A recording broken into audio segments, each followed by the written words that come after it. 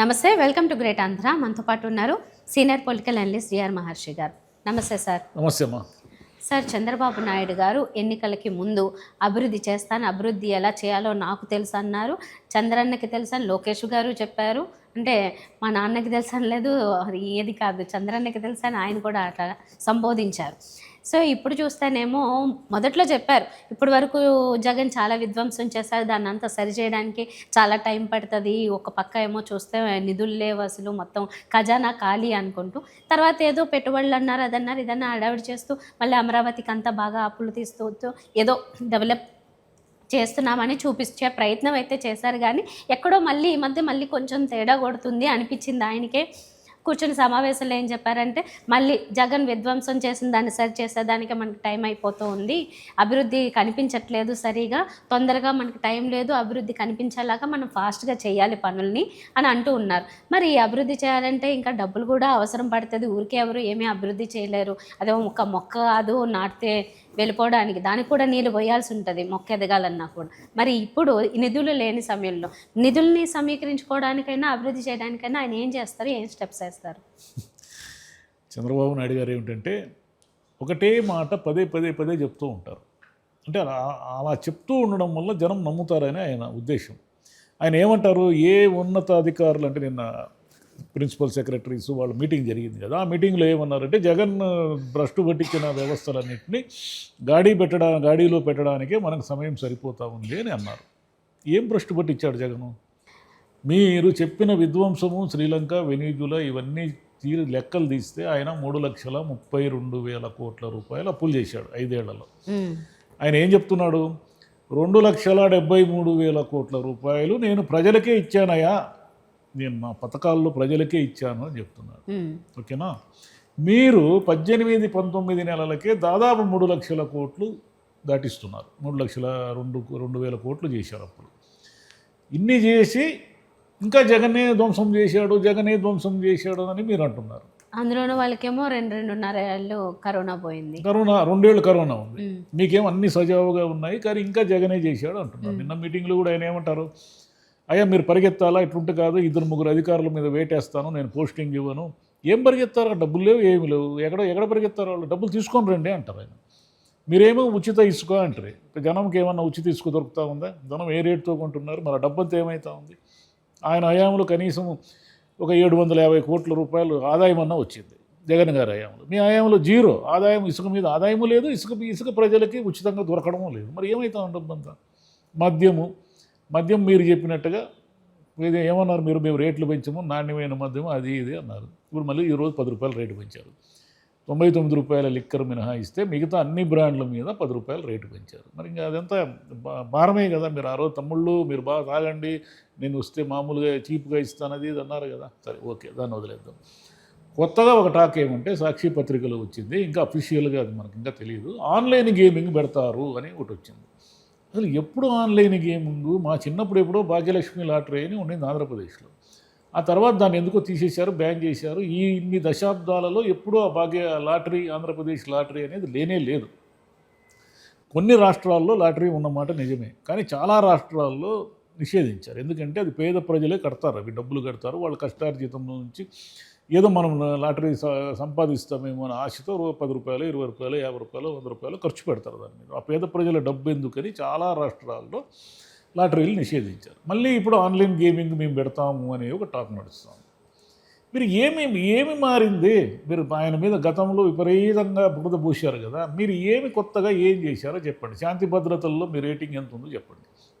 ఆయన ఒకటే రౌడీయిజము, దుర్మార్గము, గూండాయిజము జగన్ హయాంలో అంటూ వచ్చారు కదా. మీ హయాంలో శాంతి భద్రతలు మీరే రికార్డులు విడుదల చేశారు కదా, నేరాల పోయిన డిసెంబర్లో రిలీజ్ చేశారు కదా. ఏం మారింది? మరి మీరు ఎందుకు ఇంకా జగన్ వ్యవస్థలని ధ్వంసం చేశాడు, గాడిన పెడతాము. ఏం గాడిన పెడతారు? ఇంకా ఎంత టైం కావాలి? పెట్రోల్ డీజిల్ రేట్లు ఏమైనా తగ్గించారా? మిగతా జోకులు కూడా వేస్తున్నారు, తెలంగాణ నుంచి పోయేవాళ్ళు పెట్రోల్ క్యాన్లతో పోతున్నారు అని. ఎందుకంటే ఆంధ్రాలో పెట్రోల్ రేట్ ఎక్కువ. అంటే మనకు తెలంగాణలో ఫుల్ చేసుకొని ఆంధ్రాకు పోయి మళ్ళీ ఖాళీ అయిన ట్యాంక్ని ఆంధ్రాలో ఫిల్ చేస్తే మనకు కనీసం 500-600 రూపాయలు ఎక్స్ట్రా పే చేయాలి మనం. అంటే ఆ బండి కెపాసిటీ, పెట్రోల్ కెపాసిటీ బట్టి, వాళ్ళు తిరిగే కెపాసిటీ బట్టి, అంటే 1000 రూపాయల వరకు తేడా వస్తుంది. ఆ 1000 రూపాయలు ఎందుకు నష్టమని క్యాన్ పెట్టుకొని పోతున్నారంట. సరే ఎంత నిజమో ఎంత కాదో కానీ వాస్తవం ఏమిటి, ఆంధ్రప్రదేశ్లో పెట్రోల్ డీజిల్ రేట్లు ఎక్కువ ఉన్నాయి. మరి మీరు అన్ని పన్నులు వేస్తున్నారు, ట్యాక్సులు వేస్తున్నారు, కొత్తగా ఒక కార్పొరేషన్ పెట్టారు అప్పుల కోసం కొత్త కార్పొరేషన్ ఒకటి పెట్టారు. మరి ఆయన ఏదో బెవరేజెస్ కార్పొరేషన్ మీద అప్పు తీస్తానంటే ఈయన భవిష్యత్ ఆదాయాన్ని కూడా తాకట్టు పెట్టాడు, ఈయన మొత్తం సిస్టమ్నే నాశనం చేస్తున్నాడని అందరూ మీ మీడియా అంతా విరుచుకుపడింది కదా, విరుచుకుపడింది. మరి ఈరోజు మీరు ఇన్ని కార్పొరేషన్ల నుంచి అప్పులు తెస్తున్నారు కదా, కొత్త కార్పొరేషన్ లేదా, వస్తూ ఉంది కదా. మీ హయాంలో ఏమన్నా కోడి పందాలు ఏమైనా మారా? మీ పెద్ద పెద్ద వార్తలు వేస్తున్నారు కదా పోలీసులకు. ఈరోజు కూడా అనుకూల మీడియాలో ఒక వార్త వచ్చింది, పోలీసులకు లక్షల్లో ముడుపులు, ఏమిటి కోడి పందాలు 3 కోట్ల రూపాయలతో, అదేంటి బరీ బౌన్సర్లు ఇవన్నీ ఉన్నాయి. మరి ఆయన అదే కదా చేశాడు. ఆయన చేసినప్పుడు ఏమో జూదము, ప్రజాప్రతినిధుల దోపిడీ ఇవన్నీ రాశారు కదా. మీరు చేస్తేనేమో అది వినోదం ఎట్టయింది, ఆయన చేస్తే జూదం ఎట్టయింది. అదొక కల్చర్ అని మనం ముందే మాడుకున్నాం కదా, ఈసారి కూడా మాడుకున్నాం. అదొక కల్చర్, అది కొనసాగుతుంది. దాన్ని చూసి చూడనట్టు ఏ ప్రభుత్వమైనా వదిలేయాలి, ఇంకంతకుమించి దారి లేదు. కోడి పందాలు అయితే సంక్రాంతికి మానరు, ఎట్లయితే జల్లికట్టు వాళ్ళు మానరో వీళ్ళు ఇట్లా మానరు. మరి మీ హయాంలో వచ్చేసరికి అన్నీ అద్భుతము స్మూత్గా జరిగిపోవడం ఏంటి అని మీరు చెప్పుకోవడం ఏంటి? ఆయన హయాంలో అంతా విధ్వంసమే జరగడం ఏంటి? ఎలా చంద్రబాబు నాయుడు గారు మరి ఎందుకు అధికారులని పరిగెత్తిస్తున్నా, మీకు మార్కులు లేవు, మీ మీద నేను చర్యలు తీసుకుంటా, మీరు రెవెన్యూ వాళ్ళు సరిగ్గా పనిచేయడం లేదు, మీరు అది చేయడం లేదు, ఇది చేయడం లేదు అంటూనే ఉన్నారు కదా. ఇంత చేస్తే మీరు ఆ పథకాలు కూడా ఇవ్వలేదు. ఇచ్చారా? నిరుద్యోగులకు వృత్తి ఇచ్చారా? లేకపోతే విద్యా దీవెన, వసతి దీవెన, ఇవన్నీ ఫీజు రియంబర్స్మెంట్, ఇవన్నీ ఎన్ని ఫిల్ చేశారు చెప్పండి. ఇప్పుడు యువకులే కదా కీలకం. ఒక రాష్ట్రంలో యువశక్తి అనేది కీలకం కదా. యువకులకు స్కిల్ సెంటర్లు, అదేమిటి పవన్ కళ్యాణ్ గారు ఐడియా అన్నారు, ఏమైనా అవి చెప్పండి. P4 ఏదో అన్నారు, అవి ఏమైనా చెప్పండి. మీ హయాంలో ఏమైనా, ఆయన హయాంలో రోడ్లన్నీ గుంతలే, మీ హయాంలో ఏమైనా రోడ్లన్నీ సిమెంట్ రోడ్లు ఏమైనా వేసారా? ఏం లేదు కదా. మీ హయాంలో కూడా చూపిస్తున్నాను కదా వీడియోల్లో, రోడ్లు అట్లనే ఉన్నాయని. మరి ఇంకేం మారింది? మీరు ఏమేమి సంపద సృష్టిస్తారు, ఎక్కడ సృష్టించారు? మరి మీరు ఏదో చెప్పాలి కదా, దానికి ఏదో రీజనింగ్ పోలవరం పూర్తి చేస్తాను అన్నాడు ఆయన. నెక్స్ట్ పుష్కరాల్లో పోలవరం పూర్తి చేయాలి, మంచిదే. మరి ఇట్లా ఎన్నిసార్లు చెప్పారు పోలవరం పూర్తి చేస్తామని మీరు? పోయినసారి మోదీ గారు ఏమన్నారు, ఆయనకు పోలవరం అంటే ఏటీఎం అయ్యా తెలుగుదేశం వాళ్ళకి అన్నాడా లేదా? మీ హయాంలో ఎమ్మెల్యేలు ఏమన్నా అవినీతి ఏమన్నా తగ్గిందా? ఏమి తగ్గలేదు కదా, అదే దందా నడుస్తూనే ఉంది కదా. మీ వాళ్ళే పత్రికల్లో మీ ఎంపీనే మీ ఎమ్మెల్యే బెదిరించాడు కదా, మీరు కమిషన్ ఇవ్వకపోతే పని ఎట్టు చేస్తారో చూద్దామని. కాబట్టి చంద్రబాబు నాయుడు గారు చేయాల్సింది ఏంటంటే, అధికారుల మీద మేము చర్యలు తీసుకుంటాము, మీరు డబ్బులు కావాలి, ఆదాయం కావాలి, ఇవన్నీ మాట్లాడకుండా, జగన్ వ్యవస్థల్ని ధ్వంసం చేశాడని మాట్లాడకుండా, మీరు ఈ 19 నెలలు లేదా 20 నెలలు, ఇప్పుడు జనవరికో ఫిబ్రవరికో ఒక వైట్ పేపర్ శ్వేతపత్రం రిలీజ్ చేయండి. మేము చేసిన అప్పులు ఇవి, మేము చేసిన ఖర్చులు ఇవి, మా హయాంలో ఈ అభివృద్ధి అంతా జరుగుతూ ఉంది, ఈ అభివృద్ధి దిశగా మేము పరుగులు ఎత్తిస్తున్నాము అంటే ప్రజలు నమ్ముతారు కదా. మీరు ఏమీ చెప్పకుండా నోటి మాటలు చెప్తానే ఉంటారు. ప్రతి మంగళవారం అప్పు పోతారు, మళ్ళీ జగన్ అప్పులు చేశాడని అంటారు. ఎట్లాగే ఆయన చేసింది 3,32,000 కోట్లే కదా. మీరు ఎంత చేయబోతారో ఎవరికి తెలుసు. ఇప్పుడు అమరావతిని నేను విశ్వనగరం చేస్తామంటే మళ్ళీ 50,000 ఎకరాలు సమీకరణ అంటున్నారు. మరి మీరు చెప్పిందే కదా, మీరేం చెప్పారు? అమరావతిని 50,000 ఎకరాల్లో 10,000 ఎకరాలు మిగిల్చి నేను దాన్ని సెల్ఫ్ సస్టైన్డ్ సిటీ చేస్తానని కదా మీరు అన్నారు. మరి ఇప్పుడు మరీ 50,000 ఎకరాలంటే లెక్కల ప్రకారం, జగన్ గారు చెప్పే లెక్కల ప్రకారం ఎకరాకి 2 కోట్ల రూపాయలు కావాలి డెవలప్మెంట్కి. 1,00,000 ఎకరాలకు 2 లక్షల కోట్లు కావాలి. ఎక్కడ నుంచి వస్తారు 2 లక్షల కోట్లు?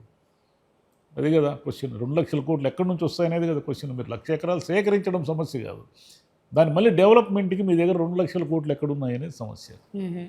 వేరే వాళ్ళ తప్పు అయితే కనుక దానికి ఒక పవర్ పాయింట్ ప్రజెంటేషన్లో లెక్కలతో పాటు ఏదో చూపించే ప్రయత్నం చేస్తారు. అది కూడా డొల్లనే, అదేమి కరెక్ట్గా ఉందనుకోవడానికి లేదు, ఇప్పుడు నమ్మడానికి లేదు. ఎందుకంటే గతంలోలా కాదు, పెద్ద పెద్ద అనలిస్టులు వచ్చి దాన్ని కూలంకుషంగా ఎందులో ఏం లోపం ఉందో చెప్పగలిగే పరిస్థితులు ఇప్పుడు ఉన్నాయి. అప్పుడంటే పెద్దగా ఓహో వాళ్ళు ఏది చెప్తే అదే కరెక్ట్ అనుకునే పరిస్థితి. కానీ ఇప్పుడు ప్రతి ఒక్కరు మీరు ఏం చెప్తున్నారో దానికి కరెక్ట్ కౌంటర్లతో లెక్కలు చెప్పగలిగే వాళ్ళు సోషల్ మీడియాలో కూడా ఉన్నారు. కాబట్టి మీరు ఏం చెప్పినా ఏదో ఆంధ్రప్రదేశ్ని 20 ఏళ్ళ వెనక్కి తీసుకుపోయారు, ఏం లెక్క అది అంటే ఏ లెక్కలు చూసి చెప్పారు అనే క్వశ్చన్ వస్తుంది ఇప్పుడు. అప్పుడంటే వినేసి ఆహా అవునా నిజంగానే వెళ్ళిపోయిందేమో అనుకోవడమే తప్పితే ఇప్పుడు అలాంటి పరిస్థితి లేదు. కాబట్టి ఈ మానేసి నేను అభివృద్ధి చేస్తాను అన్నప్పుడు ఆ అభివృద్ధికి ఏంటి ఏమేం కారణాలు ముందు ముందు కావాలి అనేది వాటిని నిజంగా అవి చేసి చూపిస్తే కనుక, లేకపోతే మళ్ళీ పక్కన కలెక్టర్ని వాళ్ళని వెళ్ళి ఆరిస్తే మాత్రం ఇదేంటిది క్లాస్ రూమ్లో టీచర్ చేసిన పనుల్లో ఉంది, ఏదైనా మిస్టేక్ జరిగితే ఎవరిని అనేస్తే కాదు కదా ఇదేమో. కలెక్టర్ పనిచేయలేదు అంటే ముఖ్యమంత్రిని బాధ్యుడిగా చూస్తారు తప్ప, తెలుగుదేశం కూటమి ప్రభుత్వమునే చూస్తారు తప్ప కలెక్టర్ను చూడరు ఎప్పుడు కూడా. ఒక స్కూల్ సరిగా లేకపోతే ఆ హెడ్ మాస్టర్ని అడుగుతారు, ఒక డ్రిల్ టీచర్ని అడగరు. ఏమండి స్కూల్ ఎందుకు ఇట్లా గలీజ్గా ఉందని అనరు. హెడ్ మాస్టర్ ఏమయ్యా నువ్వు కదా ఇన్ఛార్జి, నువ్వేం చేస్తున్నావు అంటావు. అట్లనే ముఖ్యమంత్రి గారు ఈ రాష్ట్రానికంతా ఇన్ఛార్జి కాబట్టి కలెక్టర్ పనిచేయలేదు, ఇంకొకరు పనిచేయలేదు, మీకు మార్కులు లేవు, మీకు ర్యాంకింగ్ లేదు అనడం ఇంకా సాధ్యం కాదు. ఒకే దాన్ని పదే చెప్పి నమ్మించలేరు. జగన్ ధ్వంసం చేశాడు అనే దాన్ని ఇక నమ్మరు జనము. మీరు ఏం చేస్తున్నారని అడుగుతారు. మీరు ఏం చేస్తున్నారు అనేదే ప్రశ్న తప్ప జగన్ ఏం చేశాడు అనేది కాదు. ఎందుకంటే ఆయన ఏం చేశాడు ఏం చేయలేదు అనేది ఆయన చెప్పుకోలేకపోయాడు. ఒకటి. రెండవది ఆయన వద్దనుకొని ఓడించారు. మిమ్మల్ని కదా కావాలనుకొని గెలిపించారు. మీరు కావాలనుకొని మిమ్మల్ని గెలిపించినప్పుడు ఇంకా మీరు పాత మాటలే మాట్లాడుతూ ఉంటే ఎట్లా?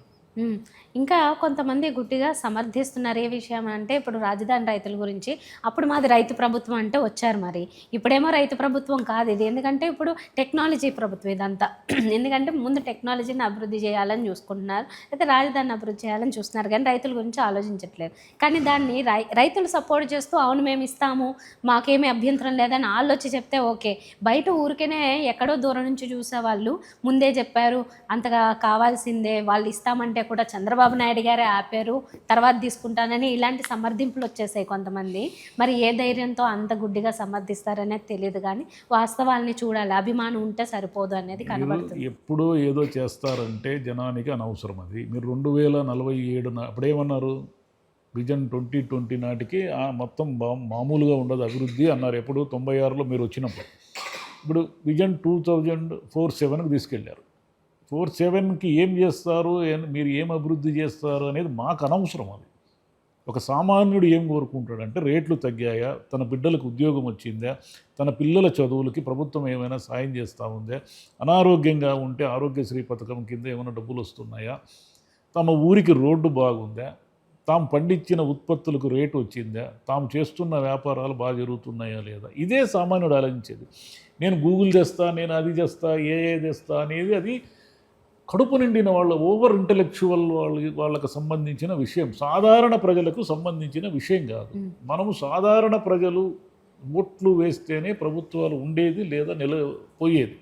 మీరు అది గ్రౌండ్ చూడకుండా ఎంతసేపు నేను అది చేసేస్తున్నా ఇది చేసేస్తున్నా అనే అంటున్నారు తప్ప రైతులు ఏమైపోయారు, కూలీలు ఏమైపోయారు, సామాన్య జనం పరిస్థితి ఏమిటి అనే దాని మీద ఫోకస్ చేస్తేనే కూటమి ప్రభుత్వానికి రేపు మనుగడ.